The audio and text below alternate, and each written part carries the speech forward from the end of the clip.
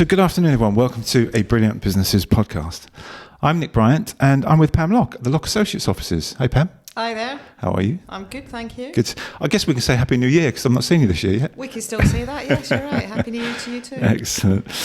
So we've got three topics we're going to talk about today. The first one is flexible working and the changes that have happened and are happening around the 4-day working week. We can talk about the menopause after a House of Commons committee findings, which was in February 2022. And then finally, we're going to talk about redundancies because there's been some large businesses that have been making more people redundancies than small businesses, which is really bizarre. But so let's talk about the flexible working and go into that a bit, Pam, if you can. Well, I think it's important to talk about it because it's going to affect a lot of businesses. I mean, at the moment, we've got flexible working regulations that basically enable anyone with more than 26 weeks service to make a request to change their hours, change location, basically change the terms and conditions of employment. And that's going to be changing because what's going to happen is they're going to create this what we call a day one right. Oh. So from the first day of employment, anyone can go in and ask to change the terms of where they're working and how they're working. So that's going to impact businesses because obviously you might think you've recruited somebody to do a particular job, but then they come and say, well, actually, I'd like to make a flexible working request. And the other change that's going to happen is that at the moment, the employee has to set out how they think it's going to impact the change that they would like made, how that's going to impact on the employer's business. And that enables the employer to make a sort of really considered decision. But what the government is concerned about is that employers are using that to sort of reject requests. And you've got 8 grounds on which you can reject requests, and they're quite wide. Right. So what is really underneath this or underpinning this is the government is trying to introduce more flexibility, enable more people to remain in the workforce by having flexible arrangements put in place. So it's making it easier for employees to be able to be granted flexible working requests that they want to make. So for an employee, that's quite a strength to go into their new employers and say, look, actually those hours you've set out for me, I disagree with those. I want to do these instead, and they've got every right to do that. That's what you're saying. And well, they can request it. Obviously, you're still going to have a situation where an employer has to give it serious consideration and can reject it. But they're going to have to be really careful about how they go about that. And they're going to have a shorter period of time as well. So instead of having 3 months to consider it, they're only going to have 2 months. Right. So I think it's going to be tougher for employers to reject requests going forward. Yeah. Okay. Yeah, it's going to be tricky for them. Well, there's already been some negative output. I mean, there's been a negative reaction to it by employers, particularly, Dyson. They've come out and said that they are really concerned about the impact it's going to have on them and other businesses. Yeah.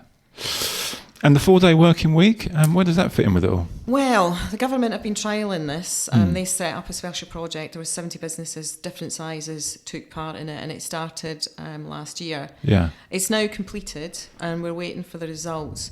There has been some positive reactions to it.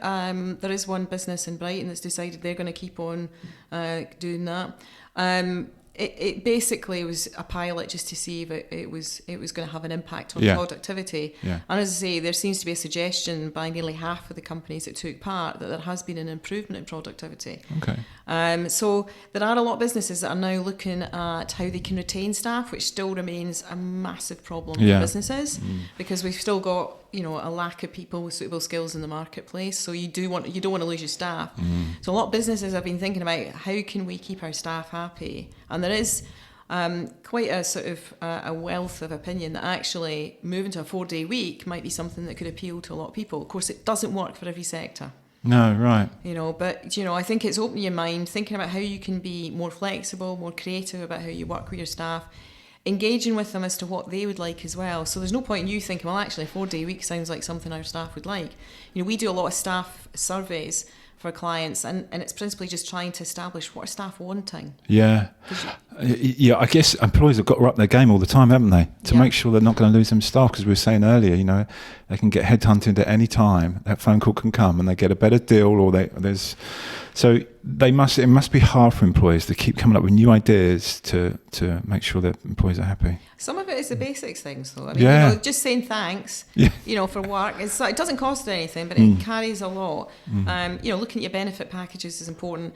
We were talking earlier about training, and actually That's really important. Training and developing your staff, and we've got Loch Training and Wellbeing, which is designed to look at how we can sort of work with you to help you, develop, train your staff, but also look after their well-being as well. Because again, that's something else that employees are expecting their employers to do more for them. Yeah. So it's important to look at it holistically in the whole. Yeah, it's a really good point. And if anyone's got any questions about that, please get in touch with Pam because she can help you about that. Let's move on to the next topic, which was menopause and the workplace. And obviously, it's a big discussional point. It happened in the House of Commons last year. Talk us through what's going on with that. I mean, obviously, there's a lot more in the media about this because, I mean, there's obviously more women in the workplace now that are beginning to sort of reach menopausal or are already perimenopausal. So we've obviously seen Davina McCall talking about it. Yes. Yeah. And so the good thing is that there is some more discussion in the workplace because it is something that we need to confront and deal with. However, what we've had the House of Commons carried out, one of their committees, the Women and Equalities Committee, carried out an investigation and produced their output in terms of their findings. Now, what has happened since last February when they produced that was we've had the government come out with its response on each of the points. And it was disappointing to some extent because I think there were some quick wins that could have been made in terms of trying to really help employers manage the menopause. But the government has sort of recognised that there needs to be better training, for example, for GPs. Right. It's also recognised there should be a change in the way the HRT is charged for. In the workplace itself, they've decided there needs to be not a menopause champion as the committee suggested, but a menopause ambassador to try and raise awareness. But one of the disappointing things is that there seems to be a government that's got a lack of a grasp on what's happening in the workplace because they've rejected the idea that some sort guidelines should be issued and model menopause policies should be produced because they think that many employers are already doing that. Now, certainly that's not my experience. and the surveys are showing 1 in 100 employers have got a menopause policy. So there seems to be a disconnect between actually what's happening in reality and what the government think is going on. And they've used the civil service as a sort of comparator. And it's just not what's happening in reality in the private sector. Yeah. So, but it is something that employers need to be doing. Okay. I think you can't just put your head in the sand and think this is not going to affect you.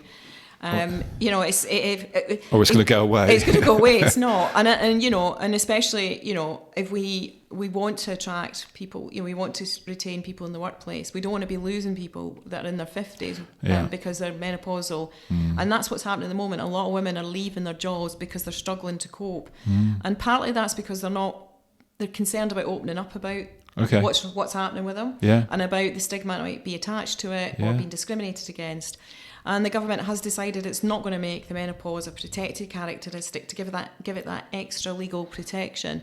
So there's some disappointment there in terms of how they've approached it. However, as I say, I think it's almost going to get forced upon employers because we have got more and more women that are remaining, and people that are menopausal and remaining in the workplace, and we are going to have to deal with it and manage it effectively. Yeah, I mean, so the question of what employers can do to support their staff with it, I guess it's sort of obvious. It's just being aware of it, making sure you're a bit warm to it. You're not, you don't push it to one side. It's just the obvious things, isn't it? It is, but sometimes the obvious things aren't obvious to everybody. Yeah, sure. You've got probably a really good awareness about, what's going on with women, in society. But there's some people don't appreciate, the impact because they've not had any exposure to it. I've been talking about the menopause for years now and trying to encourage discussion about it and making it less of a taboo subject. And I remember younger members of staff, would say to me, this is what's going to happen to me, and they didn't understand, they didn't know that, it affects obviously not just women, but it affects it's the knock-on, partners, it affects other colleagues in the team. So yes, raising awareness, training people, having a policy, demonstrating that you're actually embracing it and you're not shying away from the subject, Yeah. I think is really important. Other things you need to think about are things like, for example, again, it might be obvious to you, but making sure you've got proper ventilation. So, if somebody's having a flush, then they're comfortable. Thinking about whether, they're seated near a window or better ventilation around them. Having water facility, better water drinking facility so they can have water when they want to have it. There's some really, really obvious things, but actually many employers are not aware of that or thinking about it. So there's lots of things you can do. It's just thinking about it, as I say. My partner has dreadful headaches, really bad ones, and she works from home, and she gets through it. But she's never said anything to the people that she's working with. She just fights her way through it. But she gets terrible migraines. So. And I'm sure if she did say something, that I would like to think that they support her in some way, shape, or form. But it's an example of what you were just saying, where it doesn't get spoken about. And I think the flip side of that is that I have a concern that actually there's a lot of symptoms that could be associated with the menopause, but they're not always because of the menopause. They might be because of something else. Okay. Yeah. And I've got a concern that actually it's really important we talk about the menopause, but actually it's important to get. To go to a doctor if you're not sure, because actually it might not be due to menopause. It might be something more serious. And I've experienced that on a personal level where someone thought it was the menopause, kept on putting it down to that, and it wasn't. And so I think it's important, yes, we need to talk about it, but don't think every symptom you got is the menopause. It's worth getting it checked out just to make sure. That's another topic that we go on for a long time. So let's move on to the next thing, which is redundancies, which we spoke about. And I find it incredible that these large businesses are laying off more people than the small businesses, but I guess that's probably a sign of the times. Sometimes you do get bigger businesses that are possibly not operating as leanly as smaller businesses. I mean, I think we've obviously come through quite a tough time with COVID. Yeah. Businesses obviously took the opportunity to furlough staff, but they also made quite a few redundant. Yeah. As the businesses have come out of COVID, they found it a bit more challenging to recruit. So actually, they may not have, they're operating possibly under where they should be in terms of the number of staff they're operating with, or they're operating incredibly leanly because they've maybe reviewed their operations as a result of COVID and are, don't need to make redundancies. Bigger businesses maybe didn't make the same level of redundancies or furloughed staff, etc. at the same, during COVID. So they're now looking at their operations thinking, well, actually, we don't need as many staff globally. Yeah. Also, I think, the way we're working is different. Yeah. And we've got to accept that artificial intelligence in lots of different formats, it's not just robots, is impacting the workplace. And it's going to result in businesses reviewing what they're doing and think, well, actually, do we need as many staff? But you're right, sometimes it starts with the bigger businesses. We certainly had clients that are a bit smaller that are looking at working as efficiently as they can. So they are looking at teams and then thinking about, well, actually, do we need 5 people in that team? We're going to reduce it down to 4. Right. Or perhaps changing what their operating model. So they might be taking out an entire team and changing the way in which they're functioning. So we are seeing... I would say, very, very targeted redundancies that are taking place in the smaller businesses. Okay. The bigger ones obviously make the headlines because there's some substantial thousands and thousands of people getting made redundant. Yeah, we were looking at the example of Google and Asda and Spotify and people like that, wasn't we? I guess that maybe an upside of it is that if the big businesses are laying people off, there's some good people about there for smaller businesses to be employed with. That's true. Yeah. That's true. I think the only thing is, though, if you're used to working for a very big business, sometimes it's quite a challenge to move to a smaller one. True. Because you've got used to maybe having this IT team that are huge. Yeah. Suddenly you go to a smaller business, you're like, right, okay, who's the person in IT I need to get to help? So there is an adjustment, but I mean that can be overcome. But yeah, you're right. I mean, I always think it's a silver lining. Yeah, there you go. And you might have a silver lining here. With all these people coming onto the market that might have the skills that actually would benefit smaller businesses. Yeah, as you know, I've interviewed so many people, and a lot of them that have gone set up on their own have been in corporate and they've been made redundant, and they've thought that they're going to start up on their own. They would face those challenges, of course they would, but it's made the small business world grow, and which is sometimes the lifeblood of a community, isn't it? Yeah, absolutely. And I think you're right. I mean, I think there are some, there's been a lot of businesses during COVID. We saw a lot of startups because people were made redundant, they thought, well, actually, I don't want to be in this situation again. I want to be a bit more in control of my life. Yeah. And we've done a lot of work with startups because we do business law as well. So we've seen, and some of them have been phenomenally successful. Yeah. And it's been great to work with them. And, and I hope, these people either, find, the silver lining somewhere else that they're looking for. And if not, you can give it a go, start up a business. I mean, I would say having done it myself, think about it carefully. Yeah, we've spoken about that, haven't we? Prepare to use your savings, prepare to, get a bit stressed. Make sure you do your prep and your research beforehand, Yeah. Well, they're all great topics. If anyone's got any questions on any of those, please get in touch with Pam here at Loch Associates.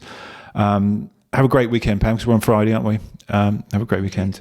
And we'll see you all for another podcast soon. Thank you. Thanks, Nick.